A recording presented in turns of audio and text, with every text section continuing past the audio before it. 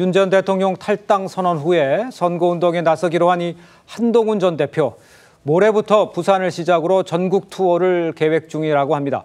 한 전 대표 어젯밤 유튜브 라이브 방송에서 김문수 후보에게 제시했던 이 3대 요구는 여전히 유효하다면서 책임감으로 현장 유세를 결심했다고 밝혔습니다. 함께 들어보겠습니다. 김문수 후보님 측에 제가 3가지, 4가지 정도는 꼭 해주셔야지 우리가 그래도 조금 해볼 만한 게임이 될 거다라는 말씀을 강력하게 드렸죠. 그걸 다 받아들이시지 않는 상황 같아서 좀 안타깝고요. 그렇지만 생각이 달라서 그렇지 않는다고 해서 또 제가 제 할 일을 아예 안 한다? 그건 맞지 않습니다. 저는 여러분에 대한 책임감이 있고 대한민국에 대한 책임감이 있어요. 다음 주가 되면 현장에서도 제가 여러분께 대한민국을 살리고 보수를 살리고 우리 당을 지지해달라 여러분께 호소드리려고 오래전부터 생각하고 있었습니다. 자, 조금 좀 자세히 들여다보면 한 전 대표 김문수 후보 유세에 합류하는 게 아니다. 이 별도로 유세를 하는 것이다. 뭐 이런 입장인 것으로 좀 생각이 듭니다. 일단 화면을 보면요.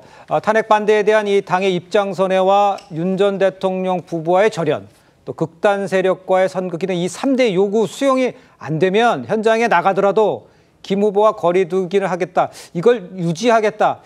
뭐 이렇게 해석을 해야 되는 겁니까? 이게 맞는 겁니까? 어떻습니까? 그러니까 지금 본인이 3가지 조건을 제시를 했지 않습니까? 네. 그중에 이제 윤석열 전 대통령과의 절연은 뭐 일단 사과를 했기 때문에 네. 이제 받아들인다고 하는데 나머지 2부분은 받아들일 수 없는 거예요. 한 부분은 뭐냐면은 이 탄핵 반대에 대해서 사과를 하고 입장을 전해를 하라고 하는데 네. 탄핵 반대는 김문수 후보가 탄핵 반대를 했고 거기에 대해서 보수층의 지지를 받아서 후보가 된 인물이에요. 그런데 그 자체를 존립 자체를 근거를 부정을 하라는 이야기랑 마찬가지거든요. 탄핵 반대 사과는. 그래서 받아들일 수 없는 것이고 또 하나 극단적 세력과 결별을 하라고 하는데 극단적 세력을 아마 소위 말하는 거구를 뭐 이야기를 하는 것 같은데 네네. 그러면 민주당 이재명 후보는 진보당과도 후보 그 단일화를 했습니다. 진보당을 어떻게 보면 그럼 극좌라고 이렇게 표현을 할 수도 있겠죠. 이쪽을 극우라고 하면은. 네네. 그런데 그런 상황인데 민주당에 대한 그런 문제를 참지를 않고 국민의힘에만 그런 요구를 하는 것이 저는 좀 부당하다고 보고 더구나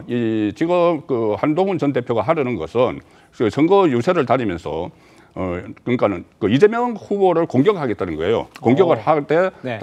공격을 함과 동시에 선거 지원을 하려면은 김문수 후보에 대해서 장점을 계속 유권자에게 알려야 되는데 그렇죠. 그것을 할 마음이 없는 것 같아요. 탄핵 반대 세력 탄핵 반대한 것을 사과를 하라고까지 이야기를 하면은 그러니까 김문수 후보를 띄우는 행동보다는 이재명 후보를 공격하는 역할만 하겠다는 거거든요.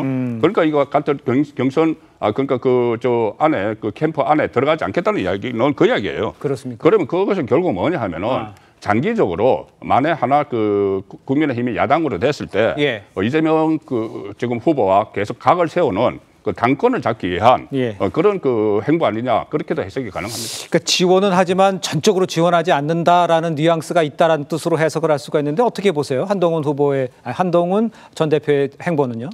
한동훈 전 대표 이번 유세 자체는 어떻게 보면 자율 유세라고 불리는 것 같은데 이것은 국민의힘이 지금 취하고 있는 선대위 차원의 유세와는 전혀 궤를 달리하는 게 아닌가라는 생각이 듭니다. 사실상 한동훈 전 대표의 입장에서는 본인의 그런 선거 유세처럼 하려고 하는 생각이 아닌가라는 생각이 들 정도이고요. 앞서 말씀하신 것처럼 대선 이후에 국민의힘 내부 권력이라든가 여러 가지 측면을 고려한 게 아닌가라는 생각이 들고 그런 측면에서 과연 한 전 대표가 이렇게 유세에 나서는 것 자체가 김문수 후보에게 어떠한 이득이 될지도 좀 의문이라고 할 수 있지 않을까 하는 생각이 듭니다.